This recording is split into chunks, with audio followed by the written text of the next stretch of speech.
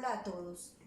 Entonces, con el tema que prometí, confieso que he pecado del perdón más allá del crimen y del pecado como imposible. Voy a partir de dos presupuestos. No todo pecado es un crimen y perdonar es un verbo bastante, casi que imposible de conjugar por los seres humanos. Entonces vamos a empezar con el primero. Vamos a empezar con el pecado. Saben que me gusta muchísimo la etimología y me dediqué a la tarea de averiguar de qué se trata el pecado en lo etimológico. Y con lo que me encuentro es que viene la raíz indoeuropea ped, P-E-D, que quiere decir pie, y viene del latín donare o peco, que quiere decir tropezar. Me llamó mucho la atención porque si conjugo ped con peco, me habla sobre el pie y el tropiezo.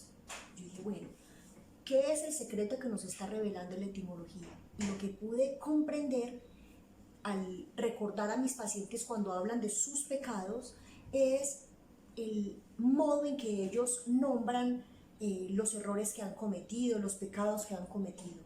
Dicen algo así como: tuve un desliz, tuve un tropiezo o metí la pata.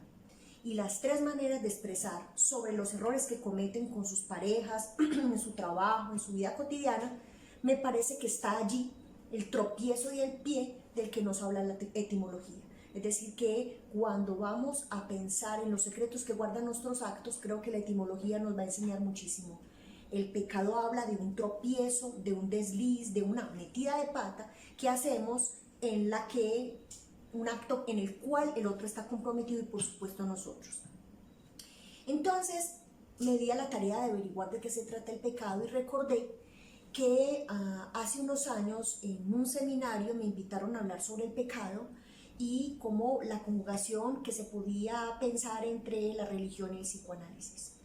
Y lo que me quedó súper claro es que la iglesia cristiana, o la religión cristiana, perdón, habla de unos pecados capitales, y esos pecados capitales, que son 7, dicen algo así como, en los cristianos dicen como, tenemos 7 pecados, hay 7 grandes pecados, pero esos pecados se pueden neutralizar con unas virtudes. Voy a recordar algunos de los pecados: la pereza, la ira, la soberbia, la avaricia. Por ejemplo, la pereza la contrarresta, la neutraliza, según lo que pude entender, en la virtud de la diligencia. La ira, la paciencia, y la soberbia, la humildad.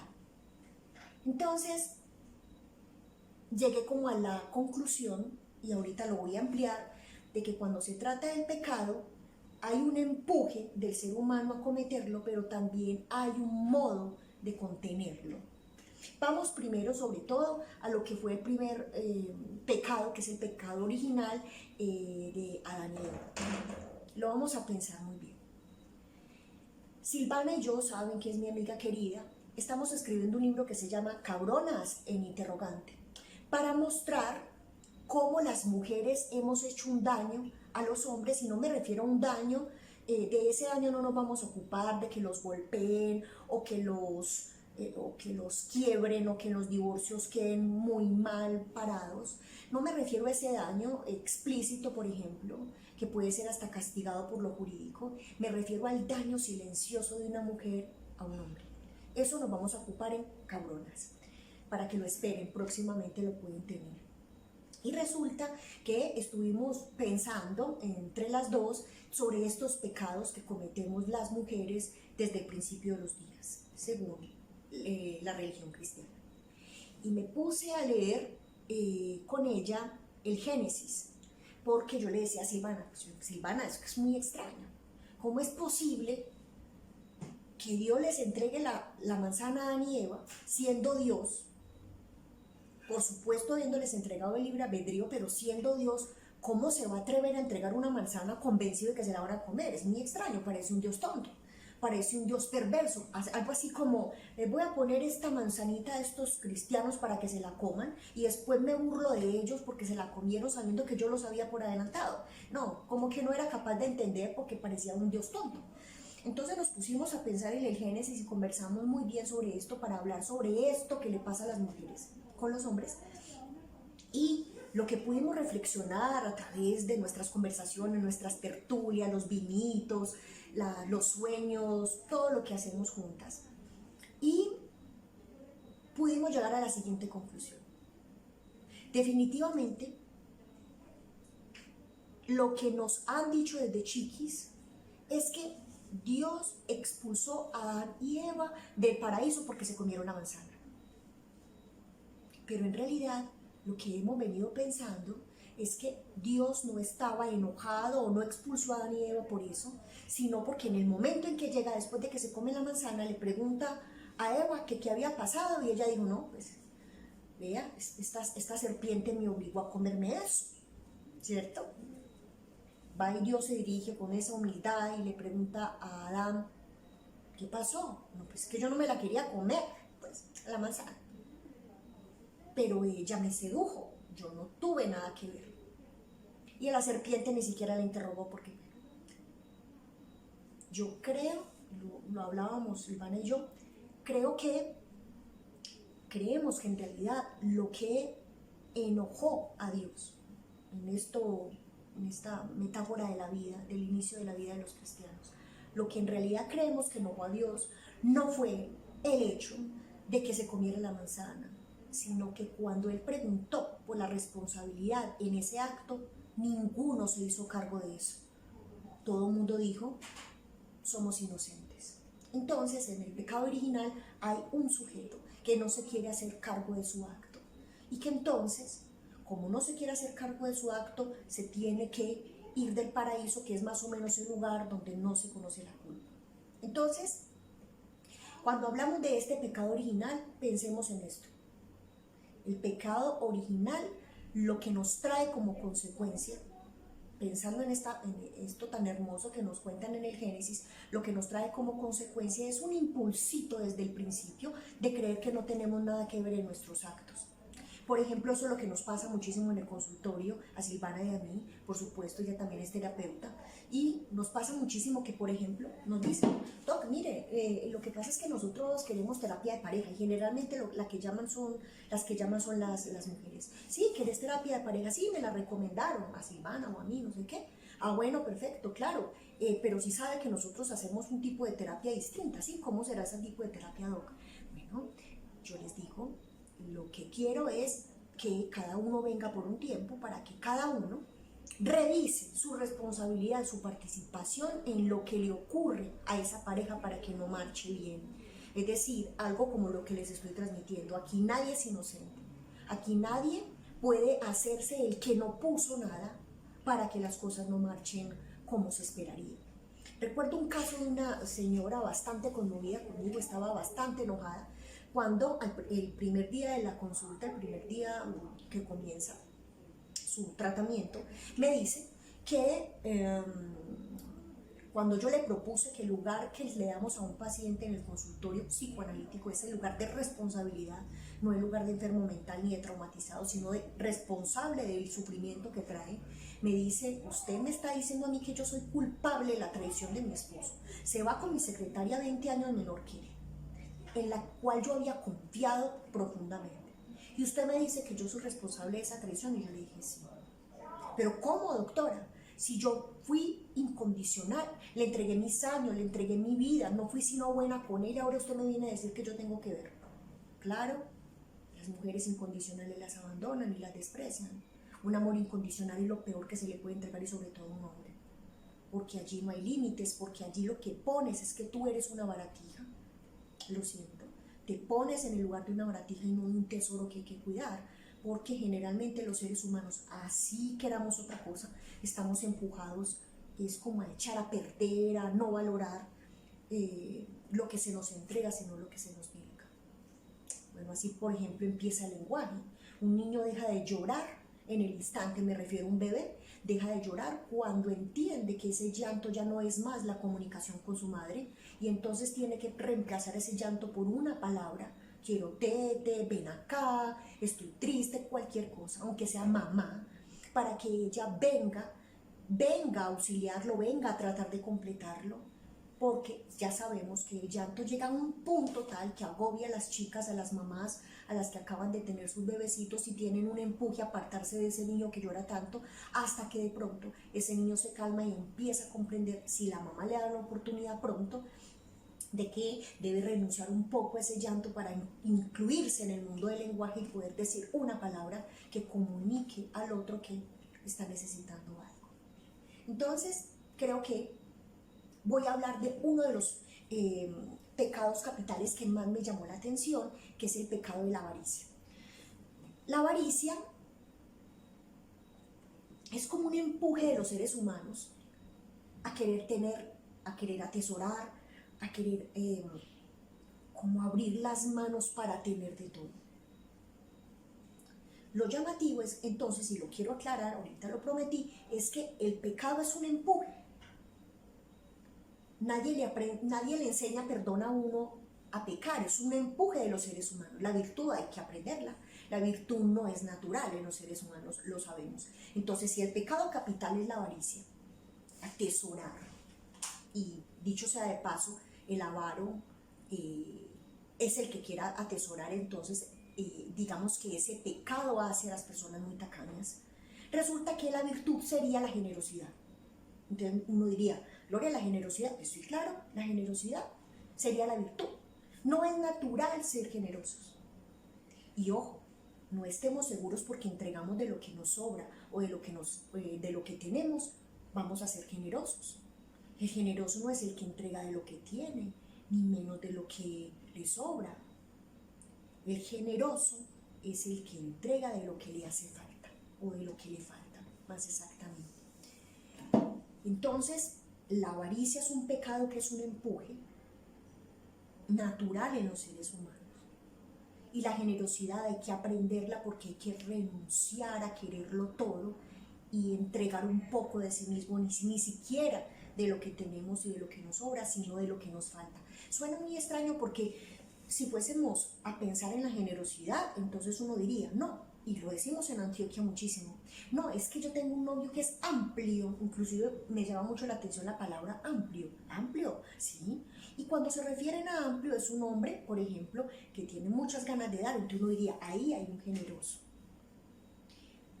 Y sí, es probable que podamos medirlo, podemos pensarlo, podemos pensar esos actos como generosidad. Pero ¿de qué sirve entregar regalos, viajes, detalles, como lo decimos en este lugar? Si él no entrega, por ejemplo, de su paciencia, porque es un hombre absolutamente, por ejemplo, narcisista, que quiere que se haga todo como él desea, y entonces esos regalos sirven como más o menos para dejar en deuda al otro, de tal manera que cuando él vaya a cobrar, y con lo que cobra es me tienes que obedecer, él no puede entregar sino, digamos, una exigencia. ¿Me hago entender? Es algo así como, si yo fuera ese sujeto, sería como, yo te entrego estos regalos para que estés en deuda y lo que me tengas que devolver es lo que te pido sin negociación, y es que me obedezcas en las reglas que yo tengo, por ejemplo, de renunciar a tus amigas, renunciar a tu vida, renunciar a tus cosas, porque si no, entonces no estarías pagándome, es decir, retribuyendo con lo que te estoy pidiendo. Hay uno de los amores más generosos que conozco, que es el que se le tiene a los hijitos.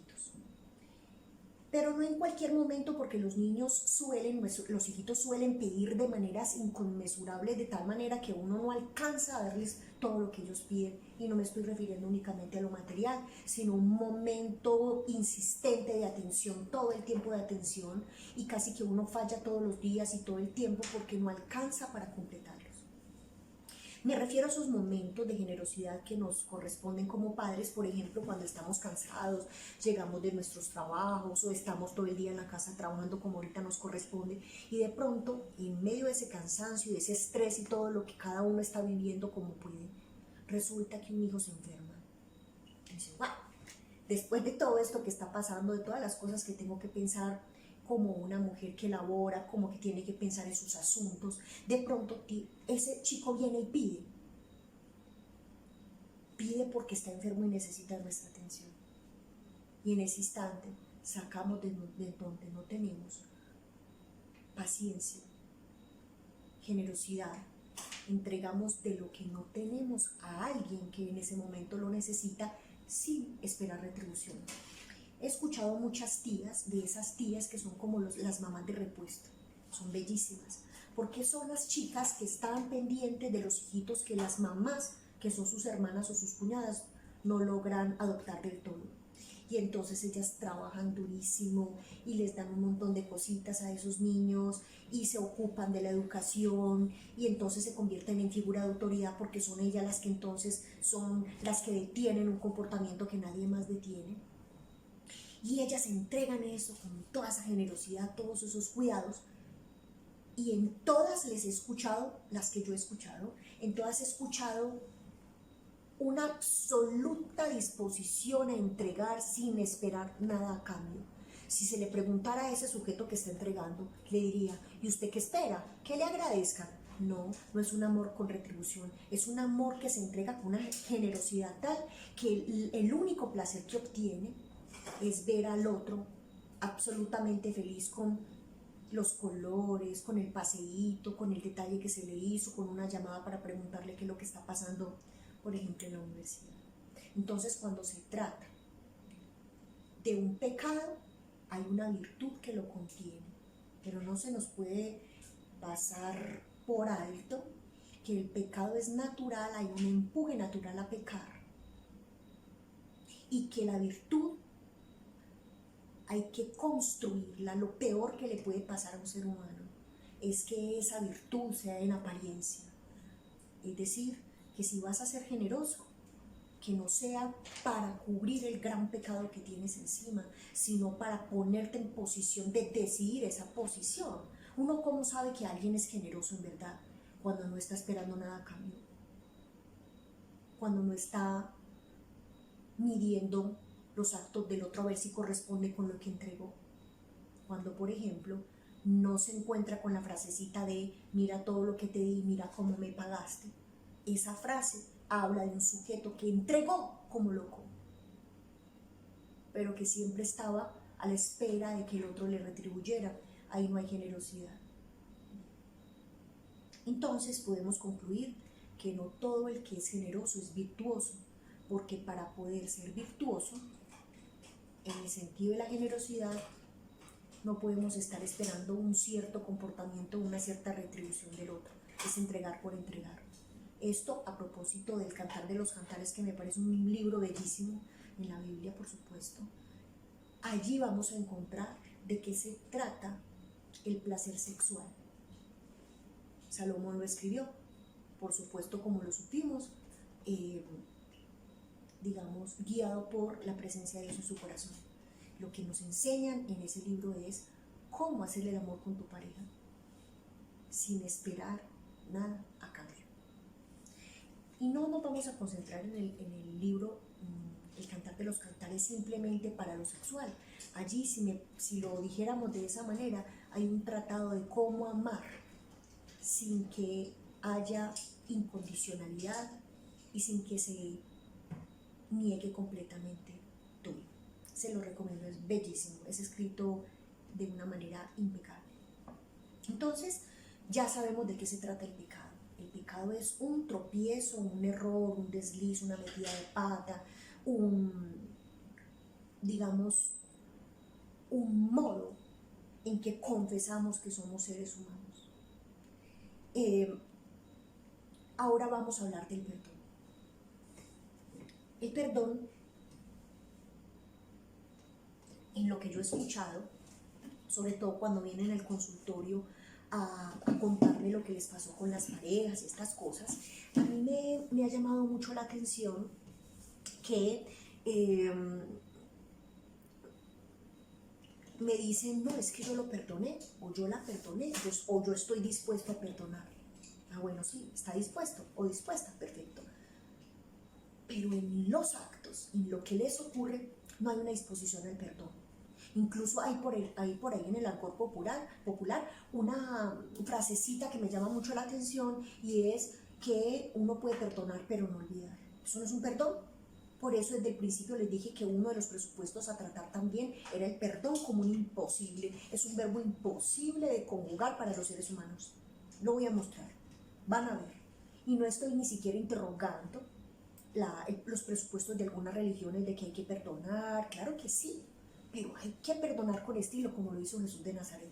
Voy a mostrarles. Cuando estuve revisando lo que es el perdón desde la etimología, me llamó mucho la atención que estuviera compuesto por un prefijo, que es el per, y por un verbo, que es donare.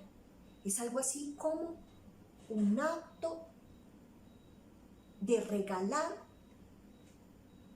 generosamente y completamente. Volvamos. El prefijo per siempre habla de algo que está completo o que es completamente, su cualidad de ser completo, el prefijo per. Pero también está compuesto por el verbo donare. Donare es un verbo que refiere a un acto de regalar con generosidad algo a alguien. Me llamó mucho la atención porque si juntamos ese prefijo con ese verbo, más o menos sería así como entregarle a alguien un acto o un regalo que implicaría ejecutarse no porque el otro lo pida, sino porque yo lo entregue. Algo así como que es de bastante poco estilo, que usted esté de cumpleaños y dígame, a ver, para mi cumpleaños yo quisiera, y empiece a decirle a todos los amigos qué es lo que quiere. Eso a veces se hace, inclusive hay relaciones que lo soportan y todo, pero es como que el perdón por ser un regalo no es algo que se pueda pedir. Uno no puede decir, te pido perdón, Gloria, pero es que lo hacemos. Sí, lo hacemos, pero el perdón no es ni siquiera, no hay garantía de que se pueda perdonar a alguien porque se pida. El ofendido es el que tiene que decidir si entrega ese regalo o no.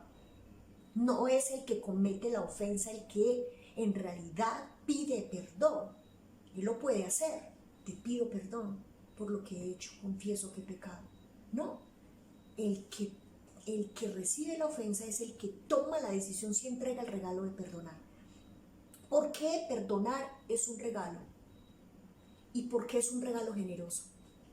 Porque después de que a uno le hacen una ofensa, me voy a poner en posición de la que recibe el daño. Después de que a uno le hacen una ofensa, pues por supuesto que uno queda dañado y queda aburrido. Uno no dice, no, como que rico lo que me hiciste, por favor repítelo mañana. Para nada, uno está ofendido, está lastimado y no cree mucho en ese momento en que la otra persona merezca el perdón porque está enojado. Además, si el daño fue como por ejemplo una traición, un engaño, una palabra que corta el vínculo, eso se asienta en el cuerpo y hace un daño y se necesita como un poco para poder eximir, porque eso se trata perdonar, eximir al que pecó de la deuda que tiene con nosotros. Entonces uno puede decir, sí, yo te perdono. ¿En qué sentido? En que ya no te voy a cobrar esa deuda. Pero el asunto es que los seres humanos cobran esa deuda. Dicen de boca, como dicen las abuelas paisas, de boca dicen que los perdonaron, pero en realidad no los perdonaron porque se valen de 3 estrategias para poder seguir cobrando y seguir diciendo, no te perdoné. Hice como si te hubiera perdonado, pero en verdad no te perdoné. Por eso les hablaba que es un verbo bastante difícil de conjugar o casi que imposible para los seres humanos. Hay 3 estrategias que los seres humanos usan para poder decir que ellos no perdonaron. La primera estrategia es la buena memoria. Eso es típico en las chicas, sobre todo, algunos chicos también muy femeninos. Entonces, el chico les hace una querella, les hace un problema, un daño. Y cada vez que tienen oportunidad, tienen una memoria increíble, y cada vez que da oportunidad, entonces le dice, sí, claro, como ustedes de los que engañan, como no sé qué, todo el tiempo con una memoria, y digo memoria porque cada vez que traen ese daño, lo traen en el momento exacto y pueden recordar hasta en la camisa y qué color tenían y cuántos botones en punto exacto. Entonces es una memoria impresionante. Por eso el adagio popular dice que uno perdona pero no olvida. Las mujeres sobre todo tienen muy buena memoria y todo el tiempo están cobrándole a los chicos lo que les hicieron. Entonces no perdonaron porque no eximen al otro, ese es uno de los primeros pasos para poder perdonar, no eximen al otro de la deuda, sino que todo el tiempo se la están cobrando en pequeñas cuotas. La pequeña cuota es la memoria, es la estrategia, la memoria que usan una otra vez en el vínculo para traer de nuevo la deuda que ya dice que se perdonó. Otra de las maneras, de las mañas que usan los seres humanos para declarar que definitivamente no van a perdonar al otro, que es una tarea imposible, la venganza. Entonces, como él me hizo esto, o ella me hizo eso, entonces yo también. Y usan las maneras más increíbles. Y entonces, a veces, dicen, como usted me lo hizo, yo también, usted que se queja, me traicionó, ahora yo la traiciono y usted entonces se queja, si usted lo hizo primero. Eso pega bastante en el cuerpo y como dice un poeta que me encanta, siempre que hay una venganza hay dos tumbas.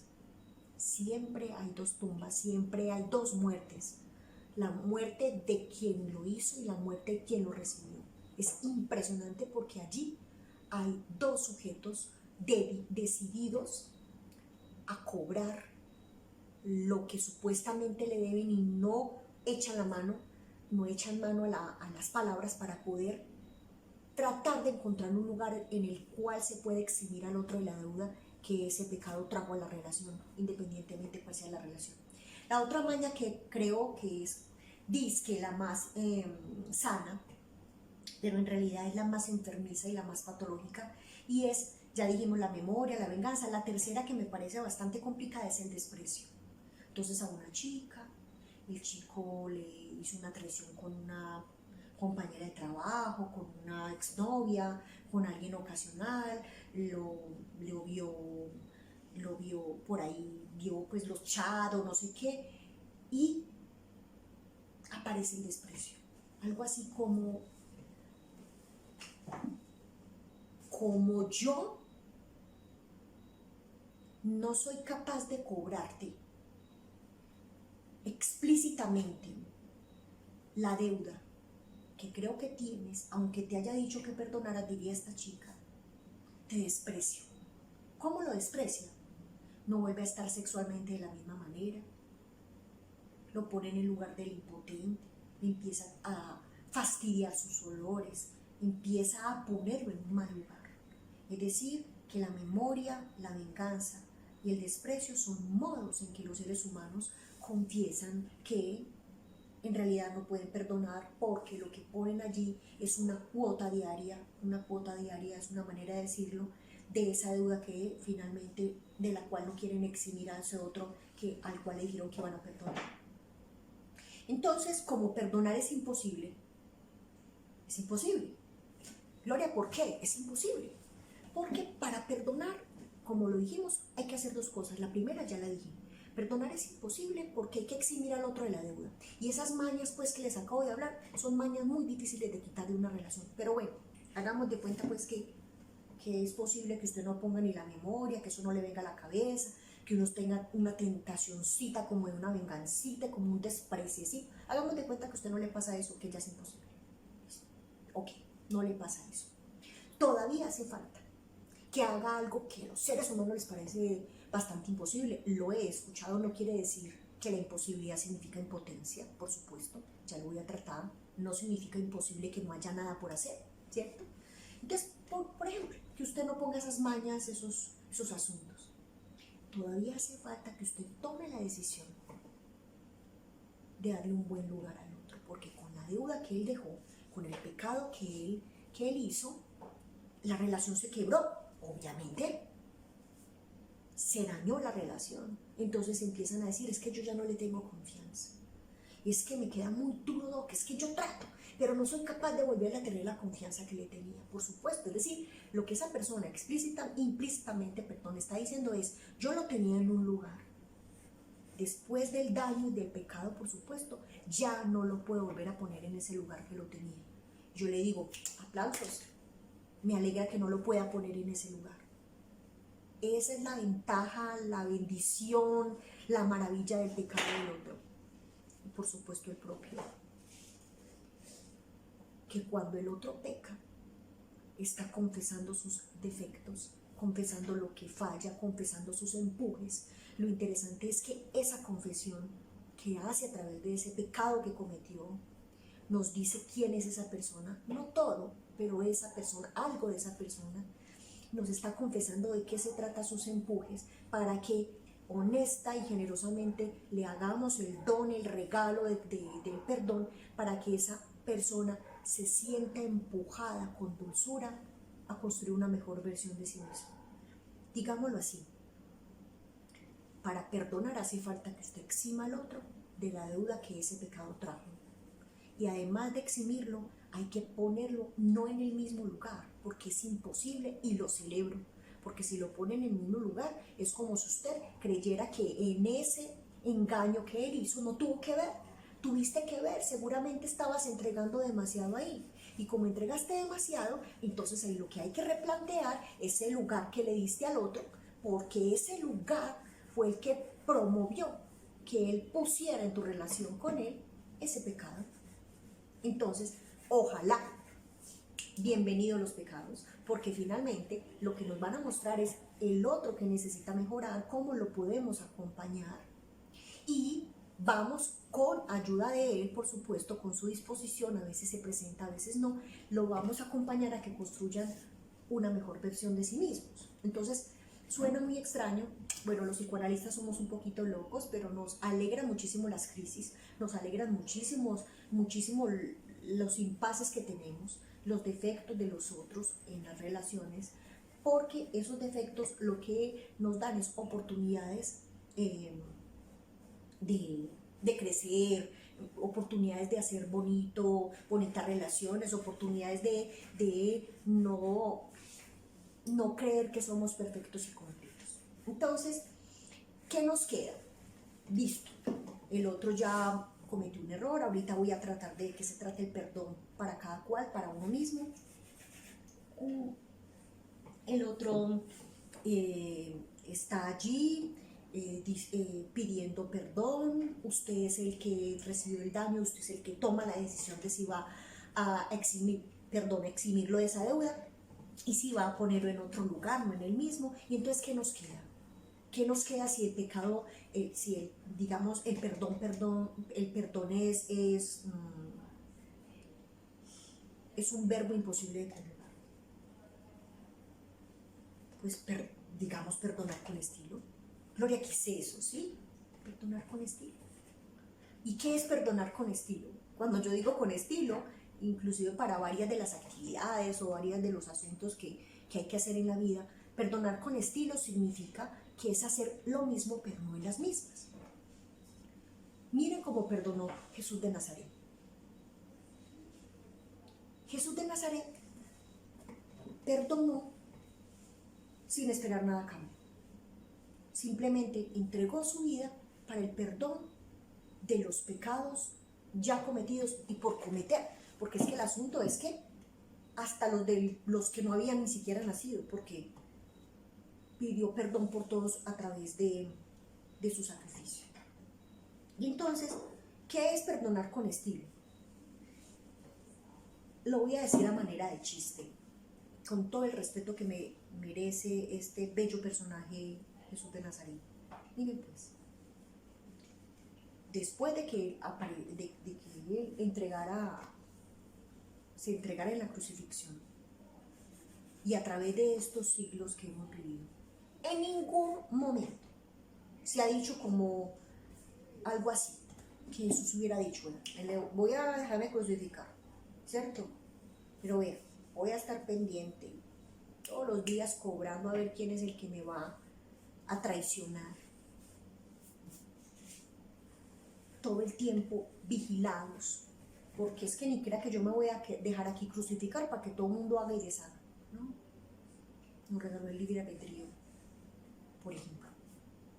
Entonces, perdonar con estilo significa que uno no esté cobrándole al otro, que le permita hacer, que confíe en que lo va a hacer bien y darle un buen lugar, porque después, por supuesto, después de Adán y Eva, por supuesto que el lugar cambió y por supuesto que hubo consecuencias, pero no significa que las consecuencias eran la martirización, por ejemplo, que hace una chica todo el tiempo de estar recordando las deudas una y otra vez a propósito de las mañas de algunas mujeres, silenciosas y al parecer inofensivas, donde una y otra vez se reactiva la posición de víctima de estas mujeres, cuando en realidad aquí nadie es inocente. Una mujer no es inocente de la traición de su esposo. No estoy diciendo que ella la promovió, sino que ella participó para que él se tomara el atrevimiento de romper lo que tenían. Cada una participa de 1000 maneras, de todas las maneras, y hay tantas participaciones como mujeres. Pero incluso la que yo más he escuchado en el consultorio es el desprecio de algunas mujeres. Por eso Silvana y yo estamos escribiendo ese libro sobre las mujeres y el daño que le hacen a los hombres. Hay algo que promueve impresionantemente la infidelidad de los hombres, y es esas mujeres que secretamente los desprecian, los ponen en un lugar menos, y generalmente ellas son el plus de la familia. Y después, entonces, van al consultorio, me refiero a estas chicas, a quejarse, que por qué no están tan enojadas ni siquiera porque estos chicos fueron infieles, sino porque están enojadas es por la chica con la que se metieron. Y me dicen, Doc, es que esa vieja no me llega ni a los tobillos. Y empiezan a darme una lista comparativa, por supuesto, de cómo ella, la que está en el consultorio, es mucho más en muchas cosas que la chica que se consiguió el esposo, o la que se metió el esposo. Por supuesto, sí, hay un secretico que ella no confiesa, pero actúa en casa, y es que él para ella es un menos. Él, como un hombre, tratando de echarle mano a su virilidad, va y le pregunta a una mujer que por supuesto se tiene que conseguir por debajo de la que tiene en la casa, por debajo en algunas cosas, menos bella, menos dispuesta a lo académico, menos en algún aspecto en el que él necesite, para preguntarle a ella si él es un hombre, si es valioso, si no es una baratija, y esa chica le dice, tú eres un tesoro. Por supuesto que se engancha por eso. Por eso es que generalmente los hombres se consiguen una mujer, yo dice el psicoanálisis, sí, mermada en algún aspecto, en comparación con la chica con la que tiene en la casa. ¿Cómo me cambió por esa? Es la frase que algunas chicas dicen, por supuesto, pero ya tenemos, digamos, claridad de que en realidad en lo que nos pasa siempre participamos, y participamos incluso siendo un plus en algún aspecto, por ejemplo. Entonces, ¿qué nos queda? Perdonar con estilo. ¿Qué es perdonar con estilo? Eximir al otro de la deuda, eximirlo, no cobrarle con nuestras mañas y ponerlo en otro lugar, porque en el lugar que estaba no se puede, ponerlo en otro lugar, y ese lugar definitivamente no puede ser un lugar de desconfianza, sino de confianza y de respeto, para poder establecer un vínculo que ayude a esa pareja a creer que se va a volver a pecar, pero no de la misma manera, porque se están construyendo los dos para tener una pareja y un ser ahí puesto mejor, por ejemplo. Entonces, que quede claro, ¿para qué sirven los desencuentros? ¿Para qué sirven las peleas? ¿Para qué sirven las crisis? ¿Para qué sirven los pecados finalmente? Sirven para que podamos ver las mañas de los otros. A mí me gusta mucho, y las mañas nuestras, porque también pecamos. A mí me gusta mucho, me parece muy hermoso cuando llegan los pacientes a quejarse. Por supuesto no se quejan, muy pocos se quejan de sí mismos, y para que se puedan quejar de sí mismos todavía hace falta un montón de rato.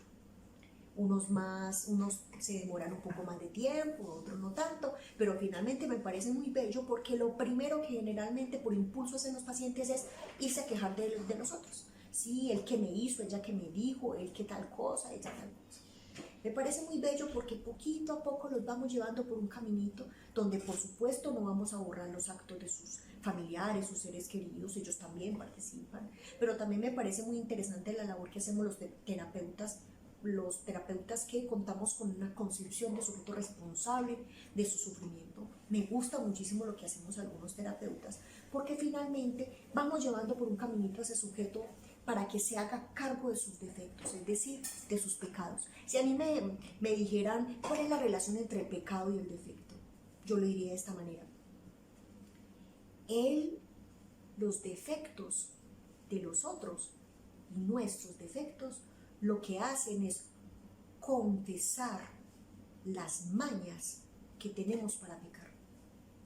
casi todos los defectos nuestros, si los metiéramos en una cajita, todos esos defectos tienen las mismas punticas. Es decir, que si recogiéramos todos nuestros defectos y los amarráramos con una cintica, en lo general, ese grupito de defectos lo que nos muestra es el modo en que ese sujeto peca. Hay varios chistes por ahí que nos reflejan de lo que se trata los pecados de los seres humanos. A propósito de la avaricia y la tacañería, hay un adagio popular que me encanta, que me parece muy hermoso, y es que los tacaños no dan ni el cuerpo. Es bastante hermoso porque es una manera de confesar que es tan tacaño que ni siquiera hace popis, por ejemplo. Entonces, tacaño no da ni el cuerpo quiere decir, lo que expresa realmente es que el tacaño no entrega nada. No entrega de su cuerpo, no entrega de su amor, no entrega de sus palabras, son generalmente silenciosos. Entonces, lo que nos está diciendo es que si reunimos todas las maneras en que se relaciona con el objeto dinero, el objeto sexual, el objeto social, en todos esos defectos hay una mañita, y es que no quiere entregar. Su modo de pecar tiene esa apariencia. Es como si el inconsciente de ese sujeto tacaño en todo o en casi todo dijera: a ver, mi manera de pecar, mi modo de pecar es que le niego al otro de mí, y además de negarle al otro de mí, lo que me estoy negando finalmente, el que me estoy negando, el que no me estoy entregando es a mí mismo. ¿Para qué sirve pecar? Suena muy raro, pero ¿para qué sirve pecar? Pecar sirve para que nos encontremos con nuestros propios defectos, con nuestras mañas, para que decidamos proteger a los otros de nuestros defectos, para que con los otros, a partir de tener unas relaciones que nos permitan construir mejores versiones de sí mismos, podamos entender lo que nos ocurre, nuestros deslices, nuestras maneras de dañar a los otros, para que los protejamos de nosotros mismos.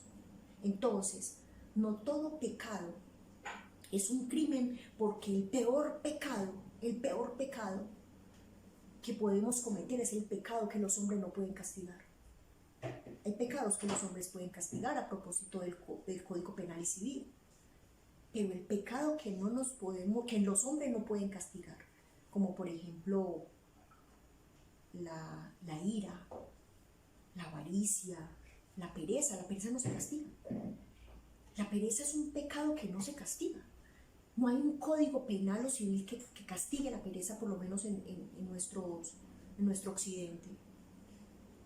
Ese pecado es de los peores, porque ese pecado no hay quien lo castigue, por lo menos de afuera, sino que tenemos nuestro propio castigador que nos recrimina, que nos muestra que somos lo peor con nosotros, que posponemos nuestros proyectos, que nos enredamos en tonterías. Esos son los verdaderos pecados de los seres humanos. No porque los otros no puedan ser castigables, tienen que ser castigables para que, digamos, haya cierto orden en lo social. Pero los pecados más terribles son los pecados que somos nosotros, con nuestros propios auditores internos, nuestros propios castigadores, los que nos empujamos a pagar. No porque un pecado no se nos cobre, tenemos garantía de que no haya un cobrador. Nosotros somos los principales cobradores, y así tengas tus pecados en secreto, en el sentido de que no los confieses ni siquiera frente a sí mismo, no significa que por puro amor propio, incluso inconsciente, no te inventes la manera de pagar esta deuda que tienes, porque tú mismo no te eximes de ese cobro, y lo pagas con tu vida sexual, lo pagas con tu vida social, lo pagas con tu vida académica y hasta con el juego. Un abrazo a todos. Espero que les haya gustado muchísimo, y por supuesto espero las preguntas. Un abrazo, que estén muy bien.